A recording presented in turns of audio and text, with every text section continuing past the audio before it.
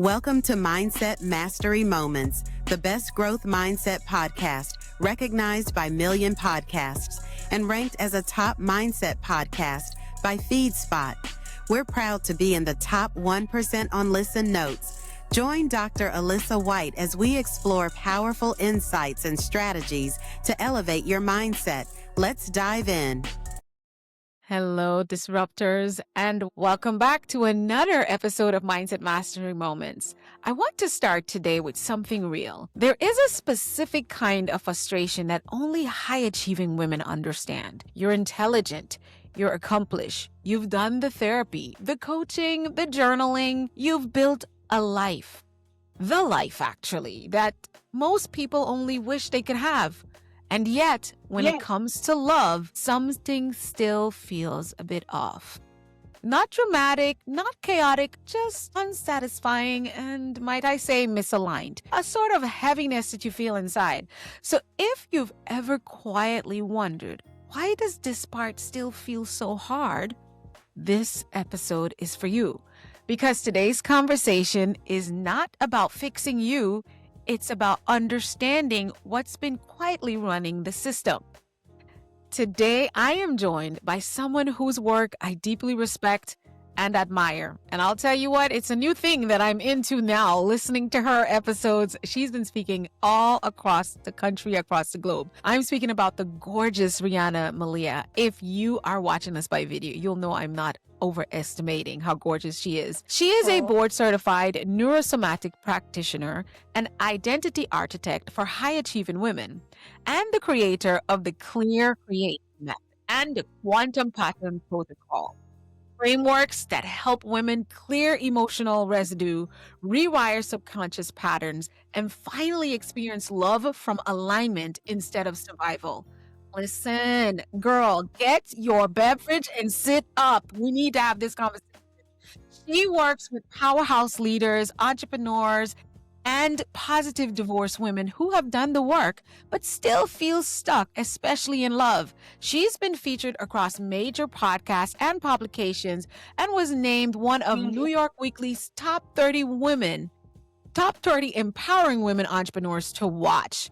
Listen, I can't wait to unleash her on the microphone. My dear new friend and sister, Riana, welcome to Mindset Mastery Moments. We're just so excited to have you. Tell us who you are, what you do, and why you do what you do. Oh, I'm so excited to be here with you. So on the surface, I'm a mama, a wife, a daughter, a sister, a granddaughter, and thank you for that beautiful introduction. And I get to do the work that I was called to do in this world, which was a journey, right? I think for all of us, for most of us, you don't wake up one day and say, oh, this is what I'm going to do. And that becomes your life's work. Exactly. So, it's been a journey. And I have to say, I'm going to preface this, that I'm going to tell you the whole story. But I want to say before I even begin, one of the things I think when we talk about gratitude is that we have to be grateful for it all. We can't just be grateful for the good stuff. Come on now. Right? Because it's the hard stuff and the crazy stuff and the trauma and the devastation that refines us into who we are today. And sometimes when you're in that dark place, and you're like, why me? Why does this keep happening to me? There's a sense of there's a sense of there's no hope. Yeah. And I think when we face things, we often think that, especially when it's something where you're like, I have no freaking idea how I'm going to get through this, over it, beyond it. Like I literally have no words. We think it's a lack of resources, right? Money, time, support. But really it's a lack of resourcefulness and tapping into you that knows this is not the end for you. There's something more that's meant for you in your life. And so with that, I want to share a little bit about how I got here. Yeah. I was very lucky I grew up with my mama. She was a single mom. My parents, I was born in Maui. They met, they married, they had me, they divorced. My father went to California. My mom and I went to Minnesota, where she was from. And I had the most incredible grandparents. I love So Gigi and Bumpy were my anchors. I got to spend every summer with them and every break. Bumpy was a horse trainer. I grew up in a barn. Gigi was the first in her generation to be an entrepreneur in this small little town. So it was magical. But Yes. growing up with my mom, and, she worked hard and, she did everything she could to give me the life that I had. And my dad wasn't really around. So then off to college I go at 18, and he says, hey, listen, I didn't help you. I didn't help your mom. So I'm going to take care of this first year, freshman year in college, room and board. And I said, you know what? Thank you. That's fantastic. I really appreciate it. Went off to college, 18, doing my thing. The same time, my mom moved to another country. She moved from the United States to Canada. And so I'm a couple months in, and I get a call from the housing department. They're like, hi, so your bill was never paid, and you're fully maxed on every loan we can possibly get for you. So if you can't pay it, you have like a week and you have to leave the dorm and all of the things. And so I was like, okay, so do I leave school? But where am I going to go? Because my mom is now I'm not going to Canada. Or do I tap into that resourcefulness and figure it out? So I left the dorm. I got 3 jobs. I rented a 5-bedroom house. Who rents a 5-bedroom house to an 18-year-old is beyond me, but college town, right? Filled the other 4 bedrooms. And I That's figured, smart. That's entrepreneurial. right? But also, yes, did I have this fun college experience? No, but I figured it out. Fast forward to the ripe old age of 22 or 23, and I got married, and I was certain that no one was going to love me, and I was going to be the old cat lady by myself. And this made so much sense, to the point where at one point he was like, you know what, I don't think this is right. And I went so hard on convincing, and, things aren't always easy. And I was so committed to this, to this company. And when you're that old, or young rather, you don't know who the hell you are and who you aren't. So, too young, got married, lonely marriage, lots of stuff on both sides, but had our miracle baby, Maddie, who my baby girl just turned 22 2 weeks ago. Can't even senior year of college. And she's my best friend. She's amazing. But That's awesome. it is awesome. I'm very lucky. So had her, we separated. It was time. She was 6 at this point, and we had gone. I'm not going to get through all the trying and whatever. And I just felt very much like there was something wrong with me, right? He's not attracted to me. He doesn't love me, whatever it is. We had this fantastic plan. We went to mediation. We're like, we don't need attorneys. And we had this lovely, just easy. And I said, look, he said, can we take her to Disney World for the first time together? And I said, absolutely. I said, I only have one request, right? In this first year, if you meet somebody, good for you, go do your thing. But let Maddie have a year to just, when she's with you, to just be with you. And, he agreed. So that was a Friday. She wasn't feeling well. It was her weekend with her daddy. I called her the next day to check in, and she says, oh, daddy's friend and her daughter are here, and we're going to make Easter eggs. So game on. I turned psycho mom, mama bear. You just had an agreement. Yesterday. Right? So I'm like, am I schizophrenic? What's happening here? So it turned from pretty calm to horrible and volatile, and so much horrible behavior. And I was consumed by fear and sadness and rage. And he took her into this woman's home, and he enrolled her in a school. I didn't know where she was, all this crazy stuff. Wow. So I'm doing what we're all told to do in a time like that. I'm talking about in therapy. I'm talking about to my girlfriends. I'm reading the books. I'm doing all the things that I can to try and get through it. Yeah, and stay calm and contain yourself, so to speak. It kind of works some days, right? But the point is, that's what we're told to do when we're in divorce or a breakup or a crisis of any kind. And let me be clear, all of those things are beneficial. Therapy's great. Talking is great. Yes, all the we're things. not saying it's not. Yes. It is. I think, please do your therapy before you come to me. But after a certain point, you're just stuck in the story, and that becomes your identity and the drama of it all. Yes. And every time you tell the story, you tell the same thing, and you get angry and sad. And every time you do that, it reinstalls that neurology in our body, because memory is cellular, right? So it's the guarantee that you'll actually never move forward and have what you want in life. Everybody says to me, I want a different story. And I say to them, then stop telling the old one. Yes. Number one. All right. So here we are 3 years after that craziness. We and I are living in this little town called Afton, which is a river town that separates Minnesota from Wisconsin. And it's so cute. And we live in this little cottage. It's like 100 years old. And we have horses and we have chickens. And again, I grew up in a barn. So like horses are I love them. And we Yeah. had this little pond that was so special and so cute and precious. And in the summer, every Sunday, I would dye it blue, like the ocean. Maddie would sit in her floaty. And I mean, it was a pretty magical experience.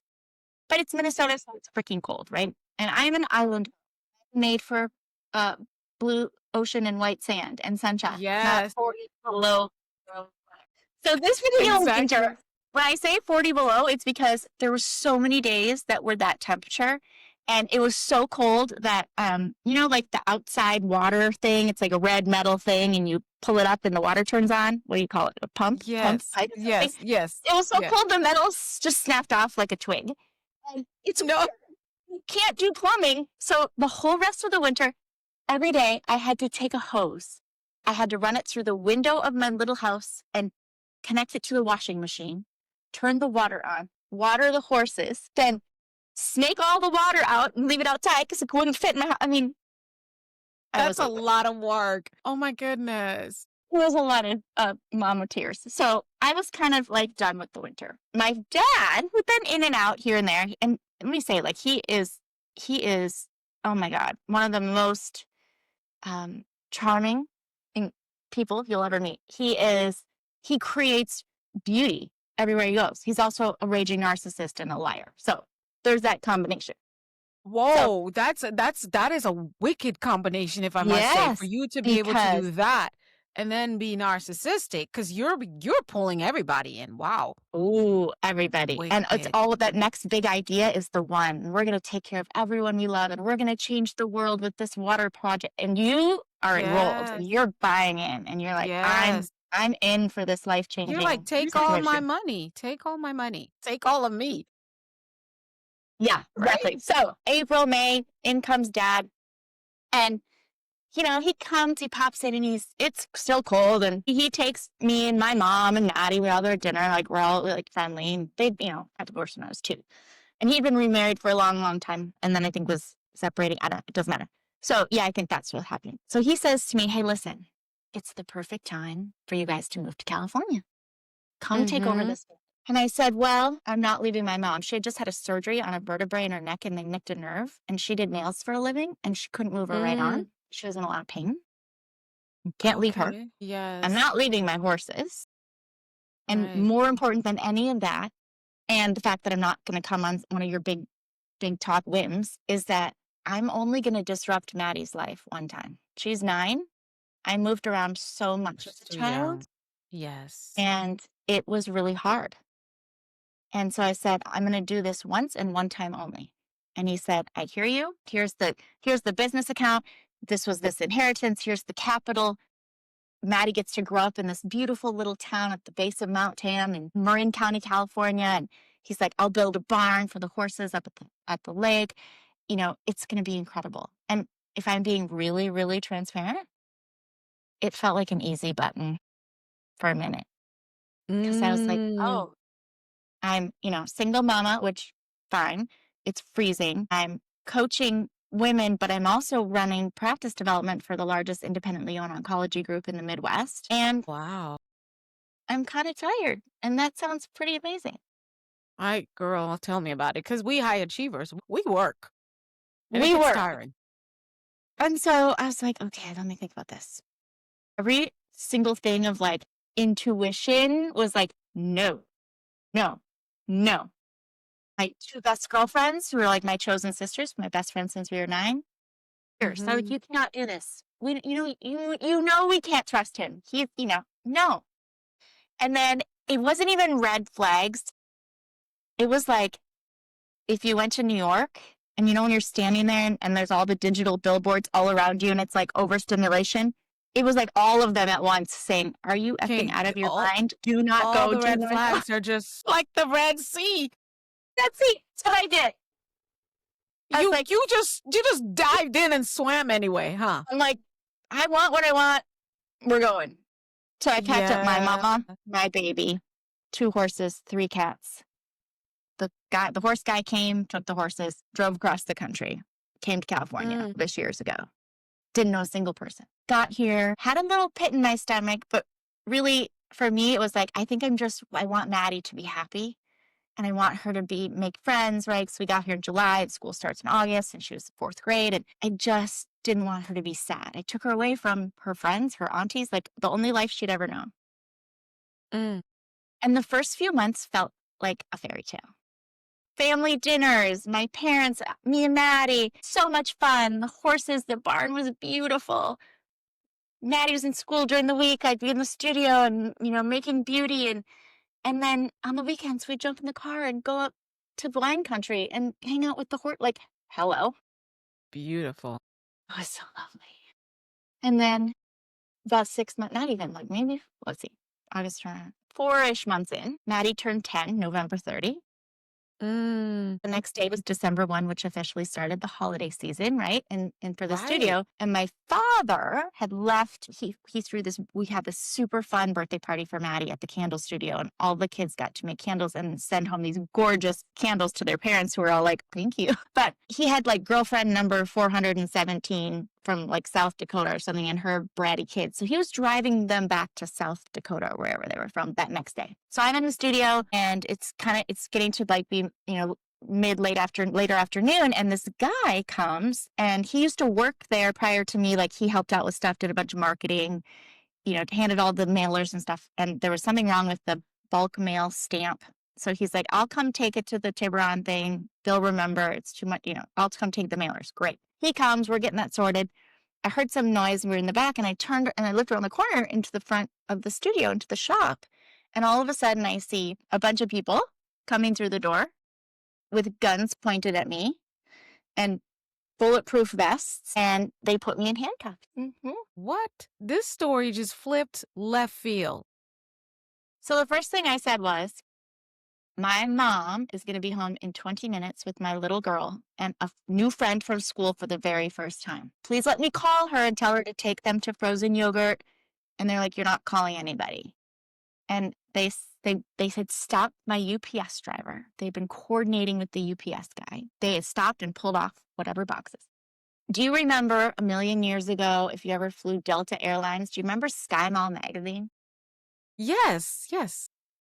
Before everything was online shopping. So you'd be on the airline and you're looking at Sky Mall and you're like, ooh, I'm over that. Yeah.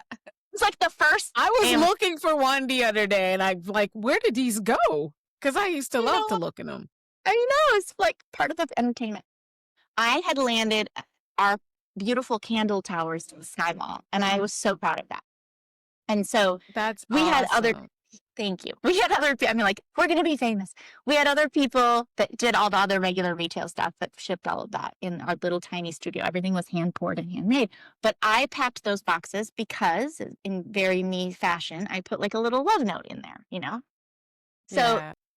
I'm sitting there in handcuffs. I don't know what the heck is going on. And he brings in this guy with this big DEA thing on his chest, brings in this box. And he said, did you pack this? And I knew that I did because my Sky Mall boxes were tall because they were these beautiful towers that were like, gorgeous wax towers that were beautiful and you could take candle inside. And I said, that's a Sky Mall box. Yes. So they opened it. Obviously, there's nothing in there except candles and a love note. And they're like, great. Gave it to another officer. They said, get this back on the truck so her customer will still get it. And they proceed to explain all these things to me. And without spending the next 47 hours together, I ended up in the middle of this huge DEA investigation. And they had been watching people and investigating stuff. And this went on for 2 years, by the way. But in this moment, I was like, okay, the fallout of that was I now have no income. I have no business. I have no money. They froze all the assets. I don't have this family relationship, this fantasy of this fabulous relationship with my dad and him being, papa to Maddie. And it was another moment where why? Why did you lose that? Why did you lose him? Because it was his doing. So that betrayal and that level of hurt of how, Yeah. who does that? Not only to me, but to my little girl, right? So Right. it was this like, okay, so now I have none of that. So do I take us back to Minnesota into our loving, like chosen family? And we could have done that in a heartbeat. Or do I keep my promise to my little girl and break Mm. generations of integrity issues around keeping promises? Get Keeping hard. promises. Right. Exactly. So we stayed in California and Mm. several $100,000 in debt later. And I just want to say, for context, that this is important. I fully forgave my father, but he Mm. doesn't get a seat at the table. He doesn't get No, access. you don't. I haven't Doesn't have spoken to to. him in a decade, but Mm-hmm. I don't carry that. It's not mine to carry. Because what I Right. realized, I was then back in therapy, right? And like processing, and I found myself consumed either with rage or this deep sadness of like, Mm. oh, sad. Like, how could you do this to us, right? Yes. Yes. And I felt kind of just either one of those. And at a certain point, I went, you know what? I'm not, I can't really be present. There's not a lot of joy here. Mm-hmm. And I started thinking about that. And then I decided this would be a great time to start dating for the first time. Yes. Yes. Makes sense. Yeah. I agree. So I sat on my bed on a Monday night with a glass of wine. I'm like, all right, I made a profile. I joined Match.com, whatever. And, it's like, okay, all this stuff is going on. I'm feeling fearful. I'm feeling, did I make the right decision by staying? Am I going to be alone forever? Clearly, there's something wrong with me. Lots of evidence, right? And I'm not, I'm not lovable enough. I'm not worthy of protection or what, everybody leaves me. That was my story, Yes. My gosh, I know that story so well. Yeah. right? So I go on a date and it's like, I knew in the moment that it was just so not right for me. Like there were so many things in that first conversation, even that I was like, it just kind of took me aback. But again, the voice in my head, and for any of you, the voice in your head, if she was your best girlfriend, would you hang out with her? No, she's kind of mean. She's usually kind of a bitch, right? So that voice in my head was like, you know, you're in California, you don't really know anybody. What are you gonna do? Maybe you're too picky. Maybe the things that you want out of a relationship Yeah, are you want too too much, much. right? Yes. So I started saying, okay, well, maybe that's it. Maybe that's it. Maybe these things that feel like at a gut level, this is so wrong. Maybe it's me. Maybe I'm that messed up and broken and have this idea of this love that doesn't exist. So, Doesn't I mean, exist. Yeah. right? Certainly not for me. It might for other people, but not for me. So I got into Not this for me. relationship that was very abusive Mm. and not physically, but like every other way. Mentally and emotionally. Yeah. The things that he said, like, I mean, I can't even imagine. It took me a Mm. long time to get out of it because I was stupid and I let him move into our house and did a little business plan of a house together. It was a nightmare. Oh So my goodness.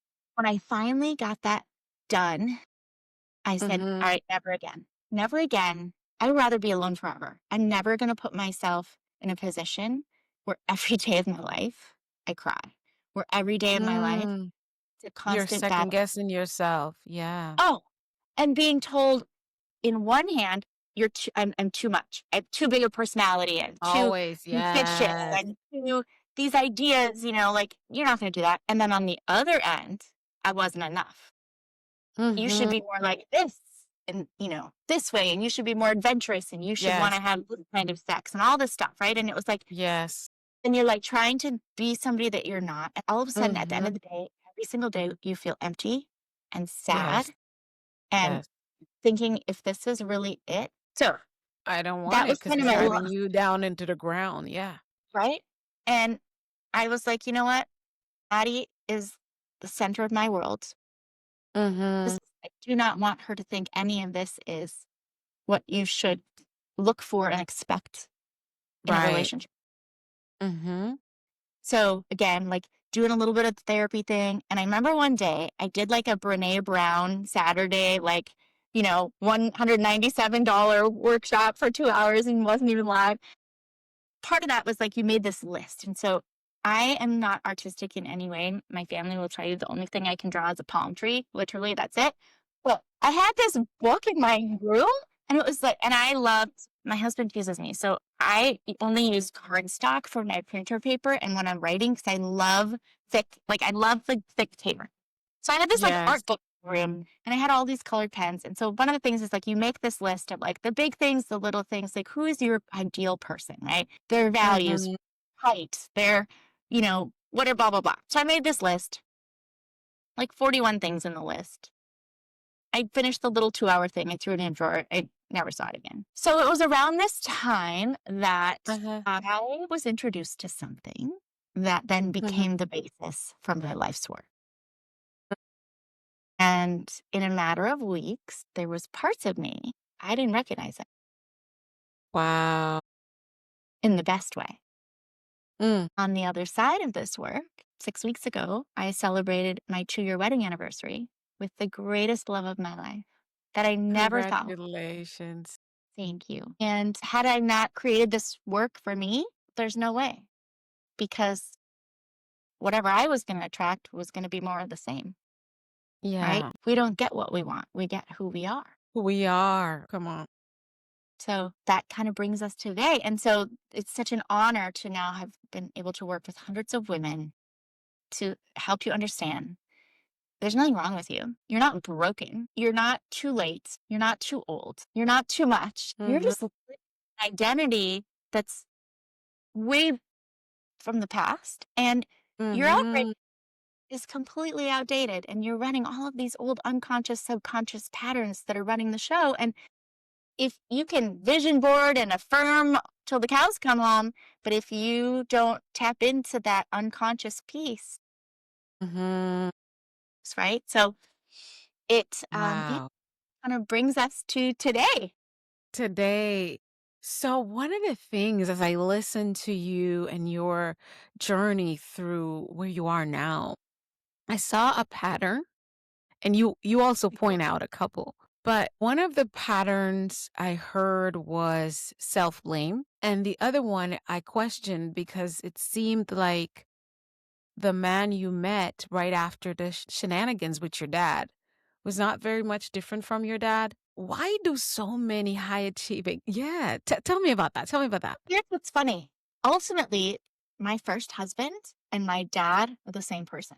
And there was a point where my ex-husband and I were like, that's for another story. But we were like having this conversation, and he was coming to visit, and he was doing this shady stuff, and he was in California, but Maddie didn't know that. And he was visiting some woman, and he's like, can I come see you guys? And I was like, you know who you are, right? And he's like, what do you mean? I'm like, you are, enter, fill in the blank of my father's name. And he said, probably the worst thing you could say to me. And I said, probably time to have a little check in the mirror then. So, Mm, first husband, my father, same person.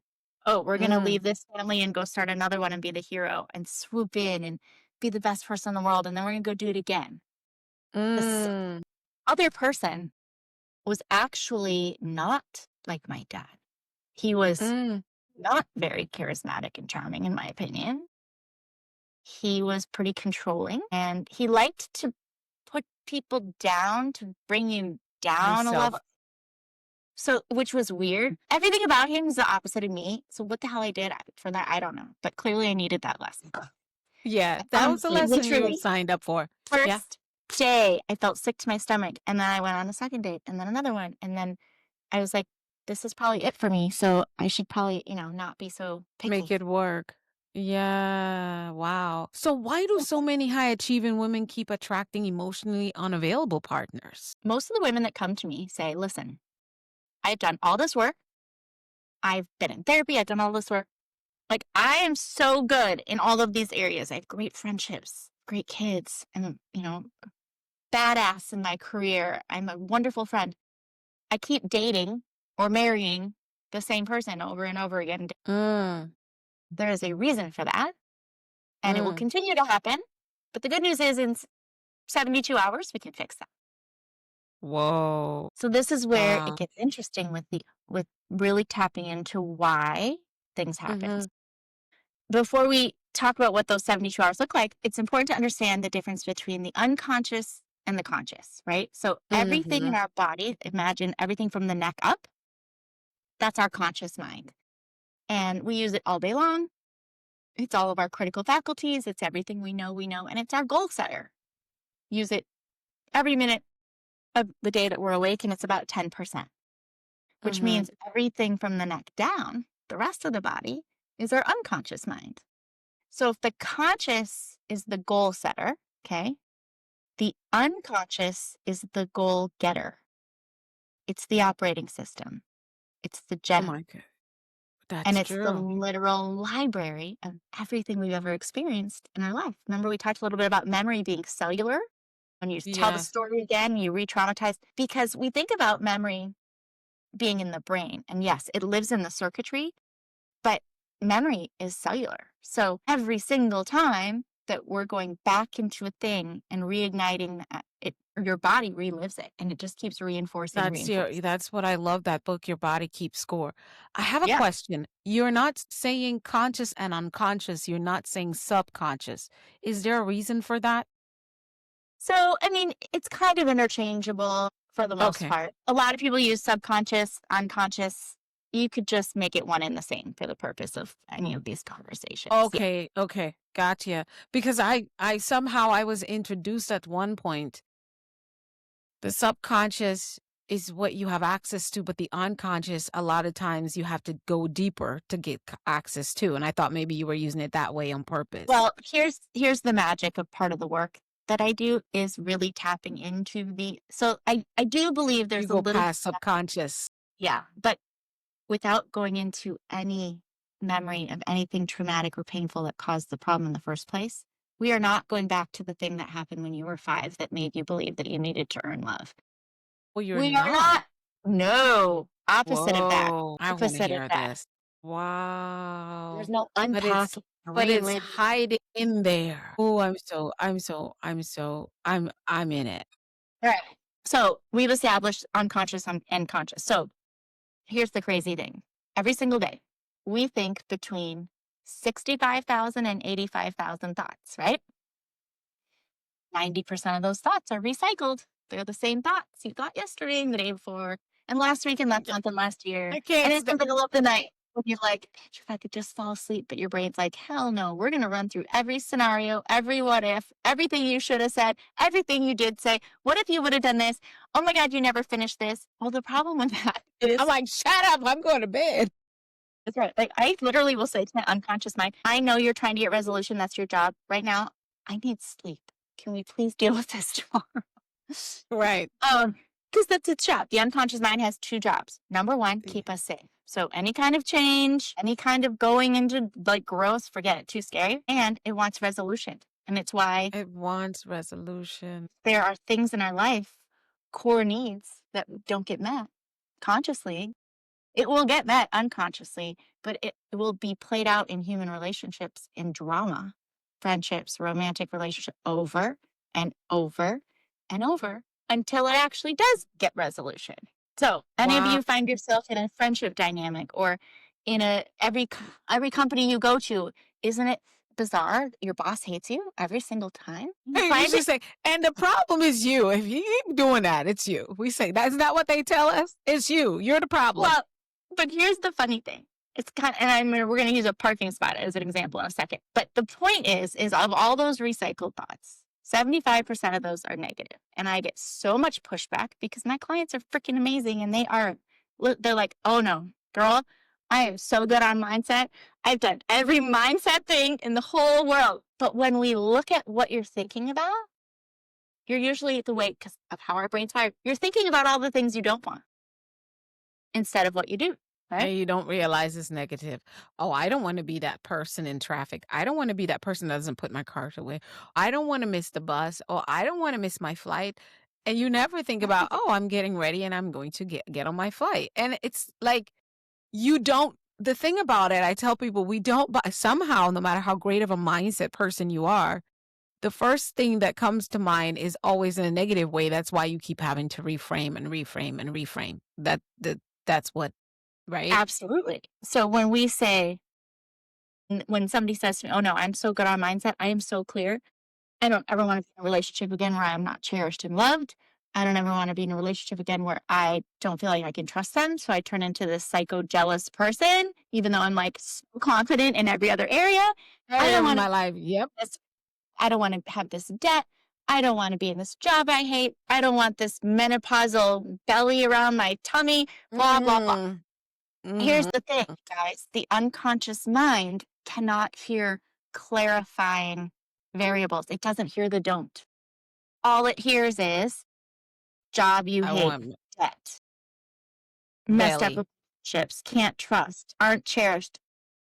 And it's no different than when we jump in the car and I have no sense of direction, so I have to use my GPS literally to go to the Mm-hmm. grocery store. So Me you jump too. in the car, you put your something in the nav system or your Apple Maps or whatever you use, and it's like, here's the thing, we go there. Every single time we say, I don't, we're giving directions. And every single time it's saying, oh, got it, fine. We're going to debt. We're going to, your body that hurts. We're going to a job that you hate. And we're going to make sure that we look for every single person that is 100% so Reaffirming to that. narcissistic and self-involved and all the things that you say. The thing about thoughts is it only takes 17 seconds to hold a thought with any emotion to either create a new neural pathway or reinforce the current one. Mm. So why do people end up in the same situation over and over again? Because that's what. Where your focus goes, your energy goes. Where your energy goes, your focus flows. So So, it's simple and complex, starting with that. so your nervous system is really like, yes, I know this chaos. Because you've lived it, you've survived it, it's comfortable. Your It's unconscious is like, safe. listen, babe, we have survived trauma and bullshit and craziness and messed up toxic relationships and like in anything if you think about like in your childhood or adolescence, they were Mm-hmm. function or chaos or drama or unsettled things that grounded in because 90% of who we are, we picked up between 0 and 7.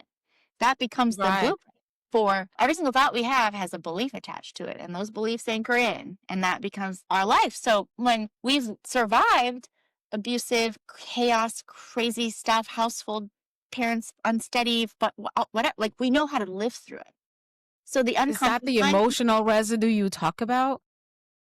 yes. And it's the neurology because Mm. it lives in the neurology because we know how to survive it. It's comfortable. Even if it's unhealthy and awful, we know how to live in chaos and toxicity and putting everyone else first and people pleasing and making ourselves small so you'll love me or getting an A instead of a B so you will love me or la la la la la fill in the blank. So when we are thinking about like we all make our own little box. Imagine we have a little box and that's our comfort zone. And that's our bound, what we know, which is what we've ever lived through. When we get Mm-hmm. close to that, which is growth, transformation, this kind of work, it gets really uncomfortable. And the unconscious Does. mind, whoa. It kind of sounds like this. There's a little bit of an amygdala hijack. And I tell people when we're having conversation, I said, just so you know, when we get off the phone, the voice in your head is going to get very loud. And here's what's It's going going to to say. get louder. Yeah. This is not for you. Are you crazy? Let's revisit this. Like, this is not the time. We're going through the holidays. We're after the holidays. We're starting summer. We're ending summer. Like, whatever it is, it's like, this is not the time for you to do this. And we need to really let's keep doing the same stuff that we've been doing because that's working so well. But let's keep doing that because that feels familiar. And people get confused and they think that that is their gut or their intuition. That is not intuition. That is the unconscious mind saying, we know how to survive in this mess. That over there is scary AF. We're not doing that because we don't know. Yeah. We've never done. It's really powerful in how it keeps us small, keeps us stuck, keeps us from actually getting what we want in the world. And Mm-hmm. honestly, it's like why most, especially high achieving women, kind of almost get what they want, never quite get there. Almost. Never quite get there. And it really starts, if we get to talk about the methodology or not, but the clear to create, we have to clear before we can create, right? That's what would take us there, because that's what's going to be my next question for you to walk us through the methodology. So I don't know if you can see my fabulous, fun little logo on my wall. That is beautiful. I love it. Thank you. So it says my name and it says clear to create your very best life. So the history behind that is your very best life has been my thing since I was like 20. Like I had the website, never did anything with it. Like I had all, because for me, as long as I can remember, whether you and I have been besties for decades or we met yesterday at the supermarket, I want you to live your version of your very best life. Life. Right? Yes. It's different. Yes. And that is something different. That fires us up, everyone. Right? But you can't go from being held back by failed marriages, failed businesses, thinking I should be farther along. What's wrong with all this childhood crap, all the trauma? You can't just go from that to living your very best life. It doesn't work that way. There's a in between. Yeah. Toxic positivity. Toxic. So we have to clear before we can create. So we talked about we have to clear the story to create the life, right? We have to clear the cycles to create the confidence. Because we've been through all that stuff. We don't trust ourselves. I have not had a single woman come to me and say, oh yeah, I've been through all these relationships and I totally trust myself. No, it's like, I thought I knew. Look how fabulous that turned out. I don't trust my ability, right? Like, I don't trust my ability to know if something is a good idea or not, because these cycles, just like, everything is a cycle, right? The moon, the ocean, the seasons, so is our life. So when we look at those cycles, cycle, right? So I clear those cycles so that you can actually have that confidence and trust yourself. But we also have to clear those patterns to create the partnerships, right? We talked about, if we bring all this old wiring and neurology, behavior and strategy and the way that we think and how we think and talk to ourselves, you're not going to get the partnerships that you want that are loving and aligned and genuine and fabulous professionally and romantically and with our friends and our kids and whatever.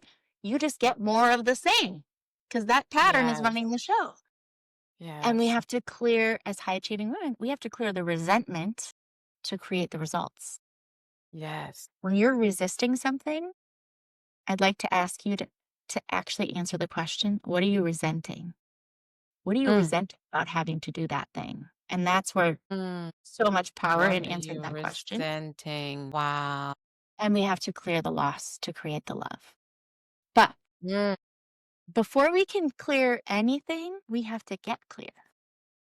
We have to actually get crystal clear about, yes, where we are, but more importantly, what do you want? And I ask women on the other side of this, and whatever you want to call it, being stuck, being whatever, on the other side of this work, what lights you up? What are you doing or not doing differently than you're doing or not doing right now? What do you want between now and then?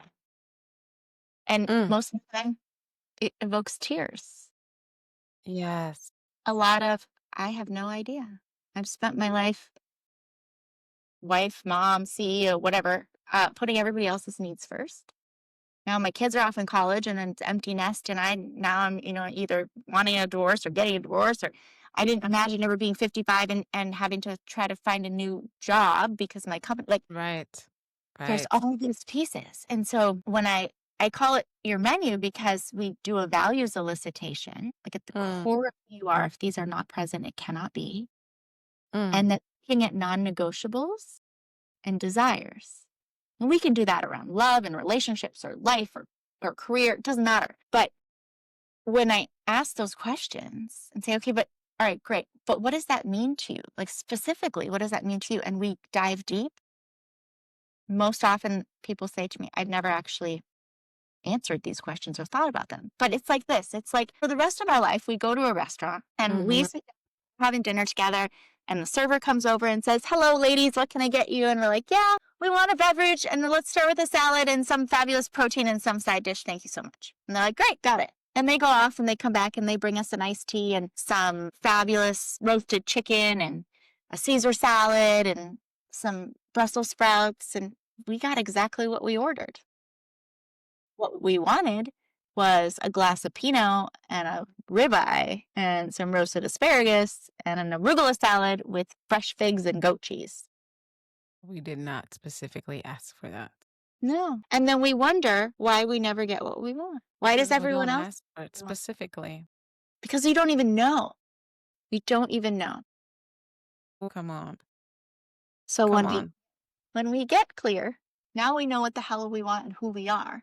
Then we get to clear out, when we get to actually do a dysfunction detox and get rid of all of that strategy and neurology and behavior that's just not serving us. And then we get to figure out who the hell you actually are now, outside of the story and the noise and the labels and the all the years of stuff. And then we get to move into the creating, and we get to actually start stepping into that. And then this is really important because a lot of this work in the world focuses really heavily on clarity and awareness. Mm. Super important, like the foundation for any kind of growth. But then Clarity and it awareness. stops there. So then you're like, oh, I've had all these ahas. This is amazing. Now I get it. Well, what the heck do I do with it? So it's why people go to therapy for years and then they say, I was feeling so good, but then this thing happened and life happened, because it will always happen. And then bam, I went right In back. the same spot again. Because guess what? We're going to blow out neurology and strategy and behavior and ways of thinking and being. We better replace them with something else, because the unconscious mind can't fill in the blank. It only goes back to what it knows. What it knows. In the create phase, this is where we replace all of that and give you the skills to go with this knowledge. And now that we've gotten clear and we've cleared all this stuff and we've figured out who you are and we've replaced that neurology and behavior, now we're going to do something that is going to look at all those things that you said that you wanted, and we're going to reverse engineer them and install those on line to ignite the reticular activating system in your brain to now be looking for the things and the people and the experiences that you actually want in your life. Because you're clear. Because you're clear. Without the clarity, you're just confusing. And I say this is why I am still trying to figure out, when they tell you use the pain as fuel. You know what? I'm struggling with that still. I can't understand why on earth. Why would I go to the dumpster, pick up stuff, and try to put it together so I can cook? No one does that. We go to the store and get fresh, new vegetables so we can cook. So I'm still trying. Can you talk to me about that? Because a lot of high achieving women, individuals at large, we've been hurt, let down, disappointed. We listen to your story, and so many of us can see a lot of ourselves. Might not be exact. There was no horses or anything, but the story, we resonate with it, right? And so there's some toxic psychology out there that you are to take this pain and use it as fuel and show these people that you were always more than what they taught you were. You were better than what they treated you as. And now this is where I believe a lot of us end up as high achievers, in a spot where we have accomplished so much because we work our butts off to make our point, but we end up lonely. We don't really have a circle. We don't have a mate. And a lot of people underestimate the power of that union, of having someone, of having the village, no matter how many are in your village. That is a human need. It's not a desire, honey. You can't survive without it. So talk to us about that thought of using pain for fuel. Why can't women just say, yeah, that muna, I'm just going to show him. Why doesn't that work? Why is that not lasting? Well, again, it's kind of like if you look at the whole forgiveness thing, and I hate the word trigger, but I don't have a better word for it right now. I'm tired. So we're going to use the word, right? Trigger is a word. That is a trigger and regulate. They go together. That's the vibe. So when I talk about forgiveness, it triggers the hell out of people. Because they're like, so that, whoever you summoned in that moment, that's that energy of why would I forgive him? He ruined my life. He hurt me. He did this. He cheated. He stole, blah, blah, blah. And why would I forgive him? Or I forgive him, but I will never forget. But that's not forgiveness, right? When there's that much forgiveness at all. drama and there's no forgiveness. The body forgiveness, clenches, their legs shake, their eyes twitch, that's just talk. So dysregulated.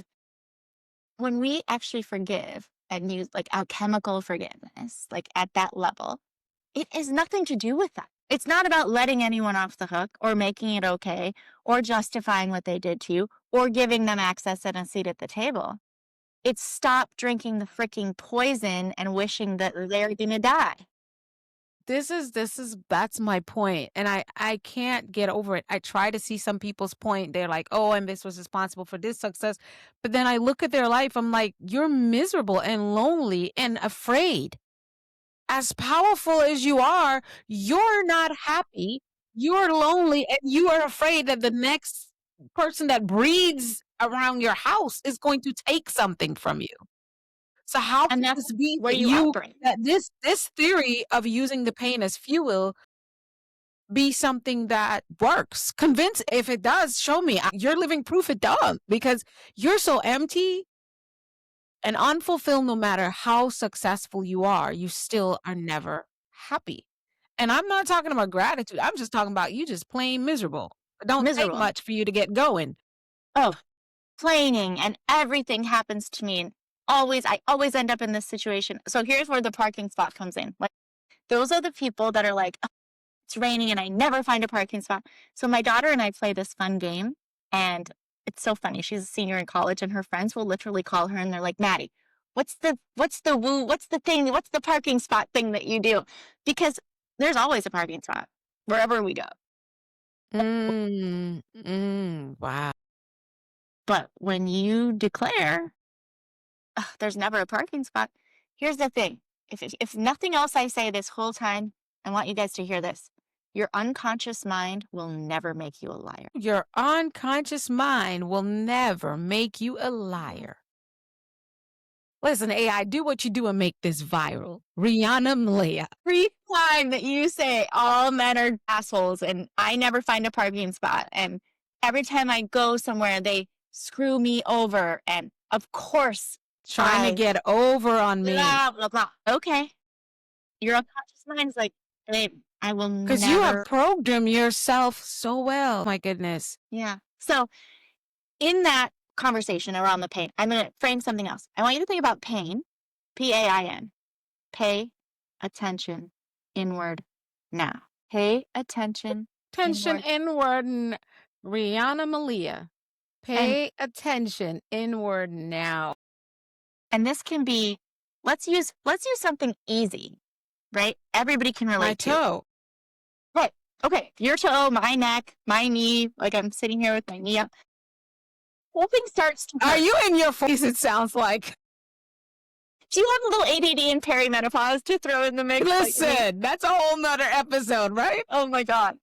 Let's say, okay, so your toe, my neck, it's like, okay, so your neck gets a little stiff. And then all of a sudden it's like, it gets worse. And then all of a sudden you're like, I can't move it. And then you're like in bed. So here's the thing. I mean, we always get a choice. When something starts, right? Like emotional, physical, it's whatever. It always starts with a grain of sand. Throw a grain of sand at you. You ignore it. Then the universe is going to throw a little pebble at you and you ignore it. And then the universe is like, here comes the boulder. Throw a rock. Throw a rock at you. Okay, a rock. I was going to throw a boulder already. Not yet. Then you still ignore it. Now that's like, we're getting really, really stiff, right? And then it's like, all right, girl, then I'm going to drop a freaking boulder right in front of you. And the boulder lands. Now and here's the moment. Stop. Here's your line in the sand. And here's most people. That's it. They stop at the boulder. They stay stuck in all the stuff. They stay stuck in the story. Nothing ever goes right for them. Blah, blah, blah, blah. Your opportunity for a life that actually you get to have a life and a love that's meant for you is go around the freaking boulder. Because when you go around the boulder, then you get to access resources, people, experiences that gives you a skill set and an opportunity to access those parts of you that you get to have another life on the other side. Most people see the boulder and they're like, that's it. I'm giving up. It's it for me. And it's only on the other side of the boulder. So we talked about clearing. We talked about creating. but it's on the other side of the boulder where you get to claim it. And when you claim it, right, you own it and you integrate it and you embody it. And when you own it, you don't need any more external validation and permission and somebody to tell you that this is right. And you don't need any of that stuff. This is where you fall in love with yourself again, and you get to trust yourself, and you get to confidently hold boundaries, and you get to communicate your needs like an expert, and you get to deepen the richness in every single one of your relationships that you choose to have in your life. That you choose. Right? And then you integrate that into your decisions, your relationships, your energy, blah, blah, blah.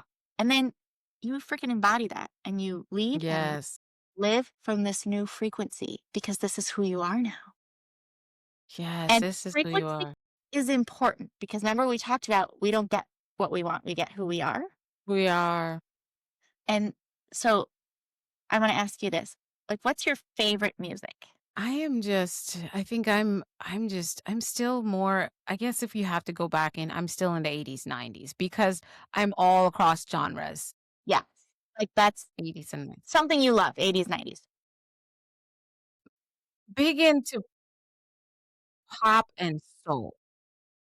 Love it. Okay. And what is a genre or a type of music that no, thank you, you cannot stand it? I'm not big on rap, Okay. honestly.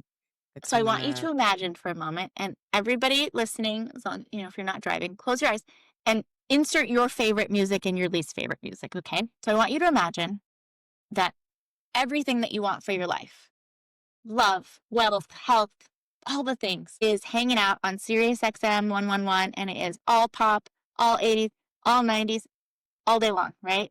It's your jam. And consciously we think, all right, cool, we hang out in that vibe a lot. But unconsciously, we are hanging out at Sirius XM 54, which is like hardcore rap all day, every day. You can't turn it off. You can't even turn it down. It is just It's blaring. hell. It is Who hell. put me in hell? Who put you in hell? So my question is, on that Sirius XM channel 54, on that rap station, can you hear 80s and 90s pop and soul? Not a chance in hell. So how No. can you hear that? You have to change the The frequency. frequency. So you have to change your frequency, and all of a sudden now you're up here at Sirius XM 111, where everything you want is hanging out, and that's your frequency. The way in which we do that is when we have these thoughts, we pick a better feeling thought, we have a pattern interrupt. Not about being Pollyanna, we're not going to have a lobotomy, we're still going to experience these things. It's pulling yourself out of it and flipping the frequency as fast as you can. And that's why when I talked about 72 hours, I call it being a magnet for miracles, because that's one of my core values. Literally in 72 hours, we're going to retrain your brain for what you're thinking about. And not, again, you're not going to not have these thoughts. We're human. But if you can pull yourself out of it in 30 seconds instead of 4 or 6 or 8 or 10 or 12 hours, or days or years. Or days and years, life is going to look pretty different pretty fast. Clearing what no longer fits. Not reliving the trauma, creating emotional spaciousness. This is her jam. Did you guys get that? That is a flip the script that we've not had before, a practical exercise. If you were watching, you would see I literally was there with the music I love. I was actually listening to Whitney Houston, Don't You Want to Dance? Yeah. And I do, there's some rap music that I do listen to, but for the most part, I can't. There's like, I could maybe max an hour, but it has to be certain artists and it has to be a certain type, a grade of rap. But I started hearing stuff. I didn't even know what Lil Wayne was saying. I think it's Lil Wayne. And then I was like, all right, that's enough. We got to turn that off. Yeah. But that's the life. Thank you so much for walking. So now tell us, who do you work with and how do we connect with you? Yeah. So my work is all private, right? This is not some group program. This is not a module thing. This is not a core. I can see there's no way you can do this in a group. I mean, no. You can start, but you wouldn't get the work done. You wouldn't get the effectiveness. And the beautiful thing, this isn't months and years, you guys. This is weeks. So this is weeks. So the intensive, it's fast. The mastery is, we do that first and we get all these results and then we spend the rest of the year co-creating together. And then there's a very bougie VIP experience if you want to go away with me for 2 or 3 days to the beach and like have it all, like photo shoots and deep transformation and clear all the stuff and get massage and all the things. But Ooh. and if you're in the Bay Area or want to come to the Bay Area or know anybody in the Bay Area, I host an event like every other month-ish called the Brilliance Brunch. I would have to come because I haven't been to the Bay Area. So that is my reason to come to the Bay Area. You need to come. You need to come. So it's very intimate. It's max of 15 women, and it's professional women in the Bay Area who want to actually have transformative, real, genuine conversations outside of the profession. Yeah. Do not bring business cards. Now, a lot of people work together and they become best friends or connect. who want to learn how to speak Italian. But the goal is not a business. Can I just tell sister, listen, I am loving hearing that because I am so tired of the boss babes bossing up everywhere they go. This is why we're so programmed to not be humans anymore. We have to let that go. Just be a girl. I tell anyone in my tribe and anyone who has to deal with me, there are days where I am just a girl. And I say just not to minimize the power of that girl, but because a lot of people see me as Her Excellency Dr. Alisa Whyte, the global philanthropist, the breakthrough. Those are things I do. That's not who I am. I am Alisa. And guess what? Alisa, you get to be a multi-hyphenate, multifaceted woman who can be a badass, world-renowned doctor and also be soft and want to be taken care of in the same moment. There is. And be a whole baby. It's curled up on my couch talking about, I don't want that. I don't know what I want. Maybe I want this. How about you get me that? And just be a brat. No, I don't want to do that. I don't want to go out today. I don't want to talk to anybody. And that's fine. And so, yes, this is awesome. We are going to have all your links in the description wherever you all are watching and seeing this. What's your favorite way? I have to say one more thing that I totally forgot about. Okay. Yes, I think there was a thing. I want to give all of your listeners a gift, okay? Yes. So, we've created over the last year something called the Ellie, okay? Ellie, yes. I was going to ask you about that. The Ellie. So it's the Extraordinary Love Index. So this is a legit like diagnostic assessment. This is not like what Disney 40 questions. Yeah. So 40 questions, like give yourself 10 or 15 minutes so you can actually answer them thoughtfully. And then I'm going to send you a 28-page personalized report. And I didn't have enough time to get it done when I discovered. They sent it over to me last night and I didn't have the chance, but I will take mine. And you have to come back and we'll talk about mine. Okay, good. Because we look at 9 areas of like all the things that, and everyone in the world should take the Ellie. And it answers the question, what's standing between you and extraordinary love? But it's not just romantic love. It's self-love. It's all the things. But I promise you, you're going to get insight that's going to like connect the dots that you're going to go, oh my God, because it's going to show you like, this is probably what's happening and showing up in your life. Here's the cost of staying there. Here's how we can start moving out of that space. Oh, that's just beautiful. So what a gift. What a gift. 8-page report is a detailed report on how you're thinking, feeling about love. And as she said, it's all the different types of love. www.quiz.rianamalia.com. It's in the description wherever you're watching and seeing this, and everyone in my community is going to take Ellie. So they're going to actually take it before the episode come out because I'm going to share it tonight. So I'm going to share it in our community. And just so you know, I actually look at every result that comes in, and that is incredible because it's not just about like, it doesn't even ask you about like, how do you do? It's like, let's look at impact and trauma, and let's look at communication and attachment. And it's all the stuff inside so that you get to have a view of why maybe things have, been the way that they've been. The way they've been. I love it. Oh, wow.